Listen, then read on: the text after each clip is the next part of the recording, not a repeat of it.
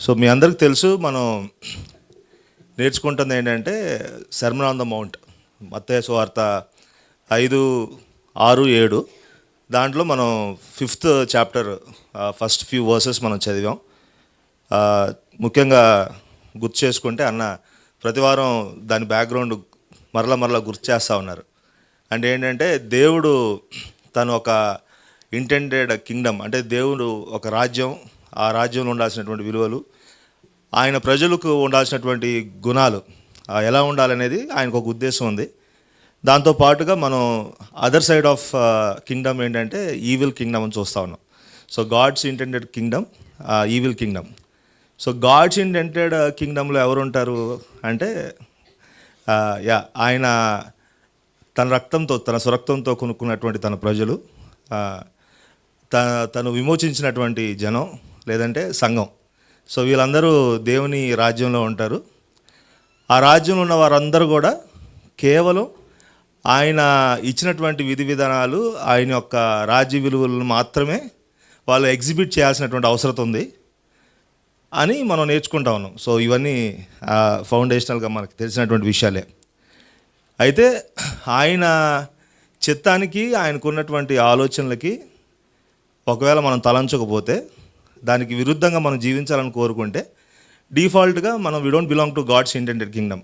మనం evil kingdom, లేదంటే దుష్ట పరిపాలనలో మనం కూడా చేతులు కట్టి దుష్టితో టైఅప్ అయ్యి మనం కూడా ఆ కింగ్డమ్లో వారసులుగా ఉంటాం అన్నది మనం నేర్చుకుంటా ఉన్నాం. అంటే to put it very simple. So ఈ భూమి మీద ఆ 2 పరిపాలనలు ఉన్నాయని చూస్తూ ఉన్నాం.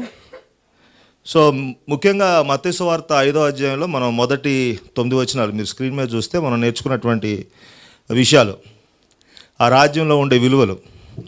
Blessed are those who mourn, blessed are the meek, blessed are those who hunger and thirst for righteousness.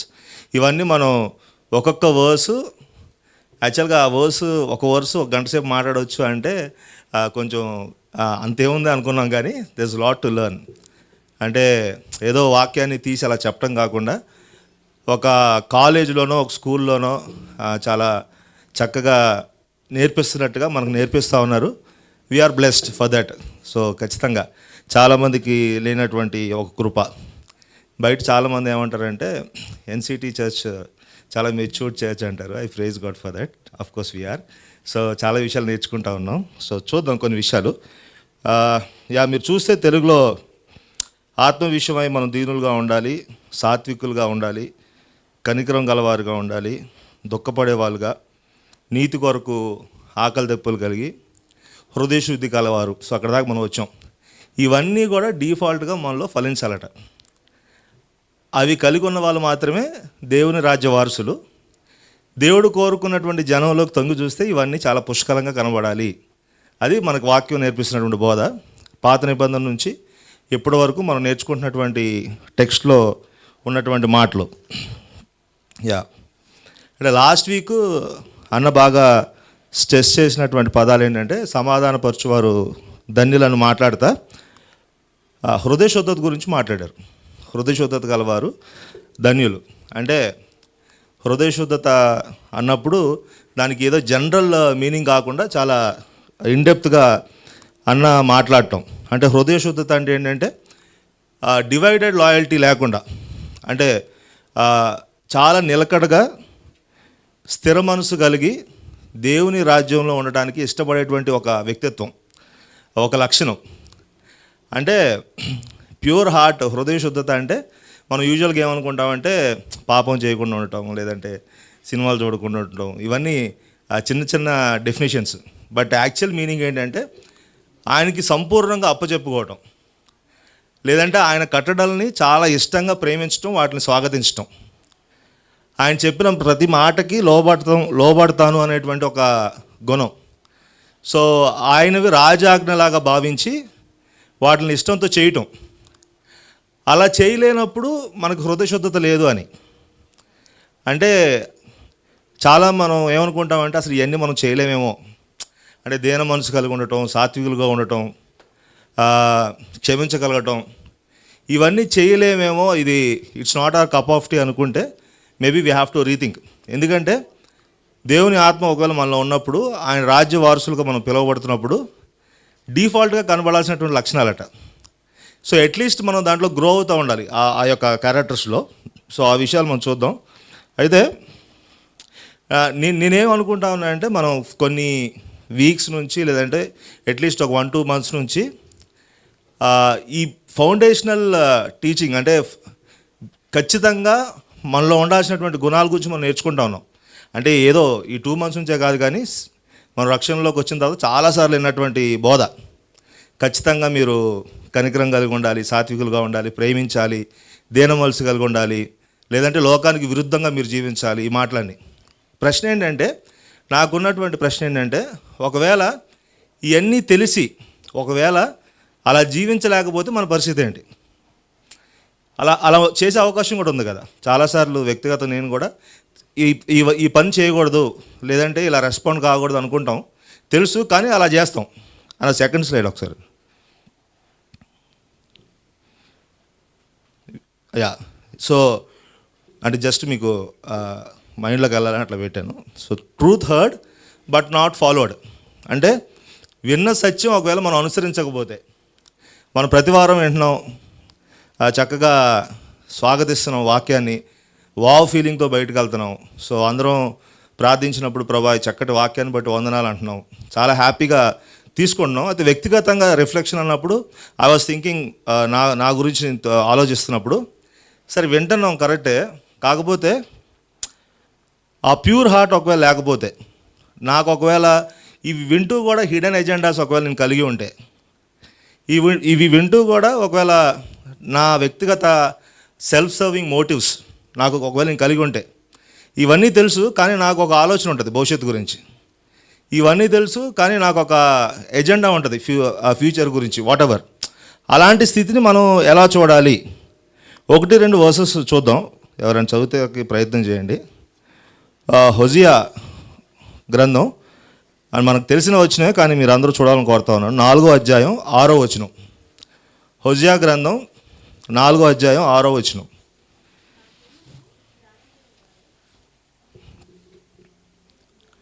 Yeah. నా జనులు జ్ఞానం లేని వారై నశించుచున్నారు, నీవు జ్ఞానమును విసర్జించుచున్నావు గనుక నాకు యాజకుడువు కాకుండా నేను నిన్ను విసర్జింతును. నీవు నీ దేవుని ధర్మశాస్త్రం మరచితివి గనుక నేనును నీ కుమారులను మరతును. థ్యాంక్ యూ అక్క. అంటే ఇది మనకు చాలా సుపరిచితమైనటువంటి వాక్యమే, కానీ దీంట్లో 1-2 పదాలు మనం గమనించాల్సింది ఏంటంటే, వాళ్ళు ఏంటంటే జ్ఞానాన్ని తిరస్కరించారంట. అంటే వాళ్ళ జ్ఞానం లేదని కాదు, వాళ్ళకి ధర్మశాస్త్రం ఉంది, ప్రవక్తలు ఉన్నారు, బోధ ఉంది, జరిగినటువంటి చరిత్ర అంతా తెలుసు, వ్యక్తిగతంగా వాళ్ళ కళ్ళారా చూశారు, కానీ వాళ్ళు ఏం చేశారంటే దాన్ని తిరస్కరించారు. సత్యం వింటున్నారు, సత్యం గమనించుకుంటున్నారు, హృదయంలోకి ఆహ్వానిస్తున్నారు, ఆ కమిట్మెంట్ అడిగినప్పుడు అవును ఆయనే మా ప్రభు అని చెప్తా ఉన్నారు, పదే వాళ్ళు చాలా యాజ్ ఎ కమ్యూనిటీ వాళ్ళు కమిట్ అవుతూ ఉన్నారు. అయినప్పటికీ కూడా వాళ్ళు ఏం చేస్తున్నారంటే తిరస్కరిస్తూ ఉన్నారు, ఆ టీచింగ్ని విసర్జిస్తూ ఉన్నారు.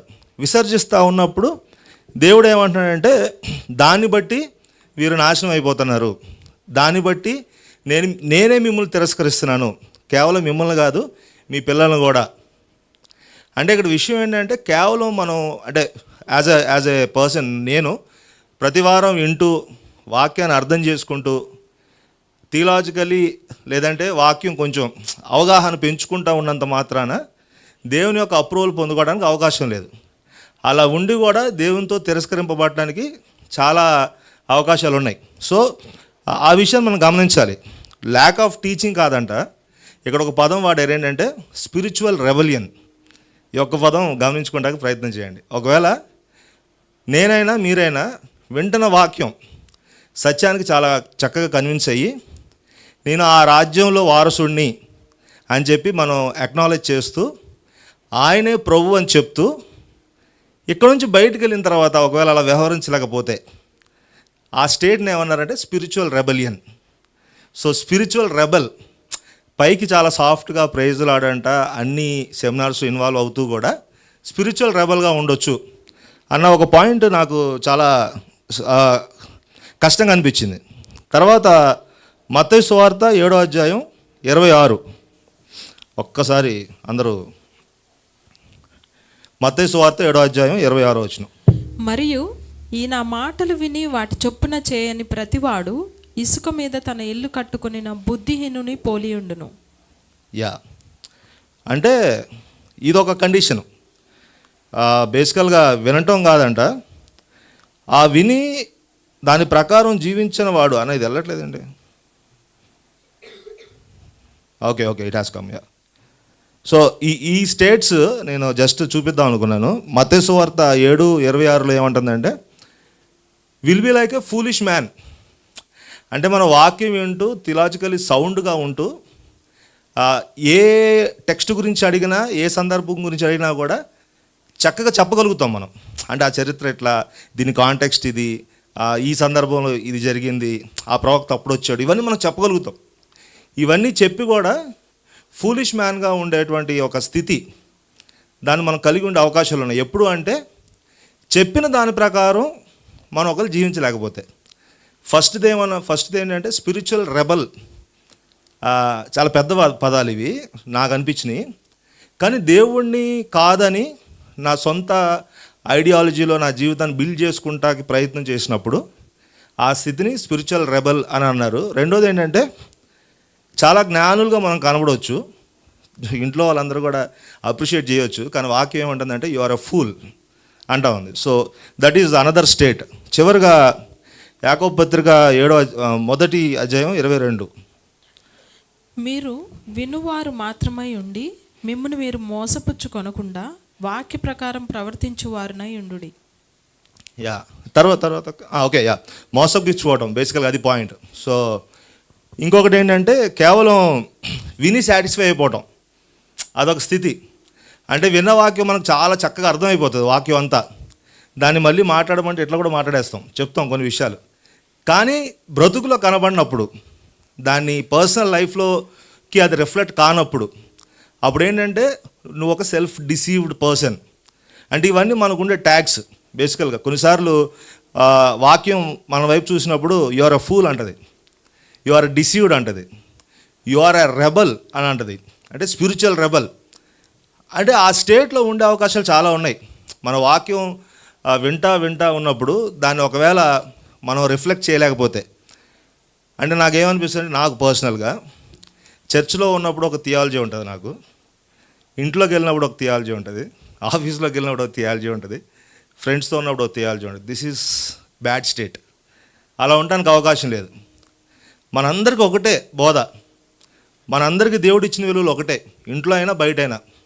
సో ఇక్కడ నేర్చుకుంటున్నటువంటి ఈ యొక్క వాక్యం పర్సనల్ లైఫ్లోకి అది ఒకవేళ రిఫ్లెక్ట్ కాకపోతే, అది ఒకవేళ బయటికి రాకపోతే it's a huge big problem. So చివరిగా ఇంకొక విషయం చూపించాలనుకుంటున్నాను. ద్వితీయోపదేశ కాండం 13వ అధ్యాయం. ఇక్కడ కొంచెం చూసి we will close it off. 13వ అధ్యాయం యాక్చువల్గా 1 నుంచి 10 వచనాలు చదవాలి, 2 minutes పడుతుంది. కానీ ఫస్ట్ 5 verses చదువుదాం, దాంట్లోంచి we will try to learn something. ప్రవక్తయే గాని కలలు కనువాడే గాని నీ మధ్య లేచి నీ ఎదుట సూచక క్రియను మహత్కార్యం నైనను చేసి నీవు ఎరుగని ఇతర దేవతలను అనుసరించి పూజింతము రమ్మని చెప్పిన ఎడల అతడు నీతో చెప్పిన సూచక్రియ కానీ మహత్కార్యం కానీ సంభవించినను ఆ ప్రవక్త మాటలను కలలు కనువాని మాటలను వినకూడదు. ఎలయనగా మీరు మీ దేవుడైన యెహోవాను మీ పూర్ణ హృదయముతోనూ మీ పూర్ణ ఆత్మతోనూ ప్రేమించుచున్నారో లేదో తెలుసుకొనుటకు మీ దేవుడైన యెహోవా మిమ్మును పరీక్షించుచున్నాడు. చాలా ఇక్కడ ఏంటంటే 3 ఇంపార్టెంట్ విషయాలు ఏంటంటే, వేరే దేవతలను ఆరాధించే విషయంలో దేవుడు వాళ్ళని హెచ్చరిస్తూ ఉన్నాడు. అంటే కానాను దేశంలోకి వెళ్ళే ముందు చేసేటువంటి బోధ ఇది. ఏంటంటే, అరే బాబు, మీకు కొన్ని విలువలు ఉన్నాయి, మీకు ధర్మశాస్త్రం ఇవ్వబడింది, దేవుడు కొంత మీకు నేర్పిస్తూ ఉన్నాడు, మిమ్మల్ని విమోచించిన దేవుడు మీ దగ్గర నుంచి అన్డివైడెడ్ లాయల్టీని ఖచ్చితంగా ఎక్స్పెక్ట్ చేస్తున్నాడు.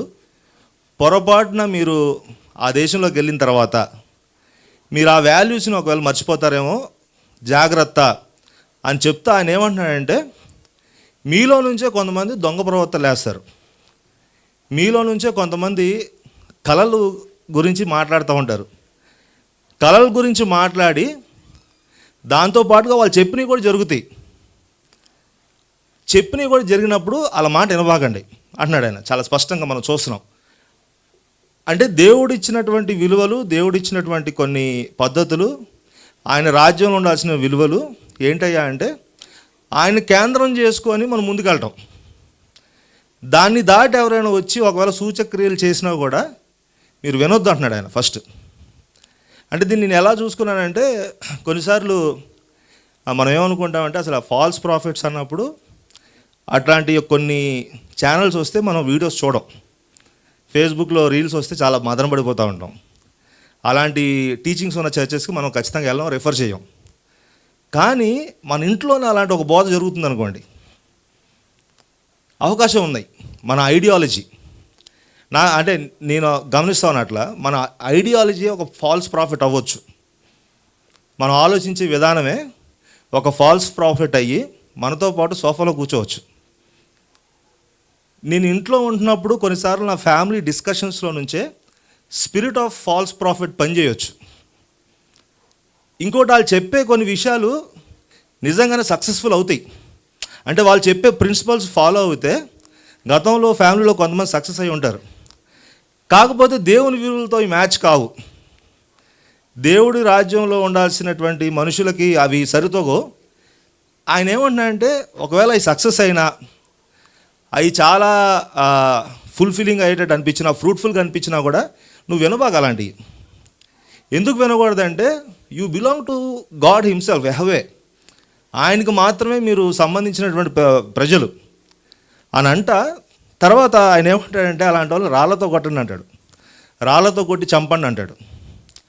సో నా పాయింట్ ఏంటంటే మనం ఇక్కడ నేర్చుకున్న తర్వాత మనం ఇంట్లో కానీ మన చర్చ్ ఫ్రెండ్స్ సర్కిల్లో కానీ ఒకవేళ ఈ బోధకి విరుద్ధంగా ఏదైనా మాట్లాడుతూ ఉంటే, ఐడియాలజీ వస్తే మనం ఏం చేయాలంటే maybe spirit of false prophet is working within me or in my family and we have to be prayerful.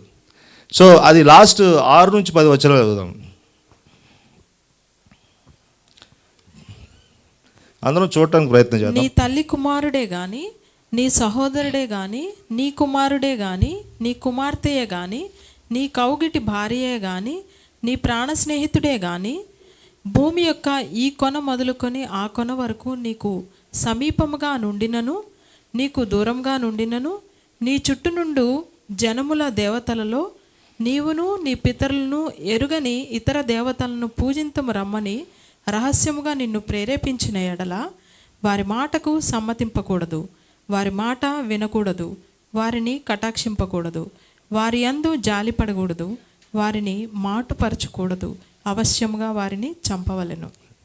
ఇది చాలా థ్యాంక్ యూ అక్క. చాలా క్రూయల్గా అనిపించే మాటలు. ఎందుకంటే ఆయన ఎవరి గురించి మాట్లాడుతున్నాడంటే సొంత తల్లికి పుట్టినటువంటి బిడ్డలైనా కూడా, అంటే సొంత అన్న కానీ, సొంత అక్క కానీ, సొంత భార్య కానీ, చివరికి నీ తల్లిదండ్రులైనా కూడా దేవుడు అక్కడ ఇచ్చినటువంటి హెచ్చరిక ఏంటంటే వాక్యానికి విరుద్ధంగా, లేదంటే నా కట్టడలకు నాకున్నటువంటి నేను బోధించిన విధానానికి విరుద్ధంగా ఒకవేళ వాళ్ళు నిన్ను ప్రేరేపిస్తే వాళ్ళు రాళ్ళతో కొట్టి చంపమన్నాడు ఆయన.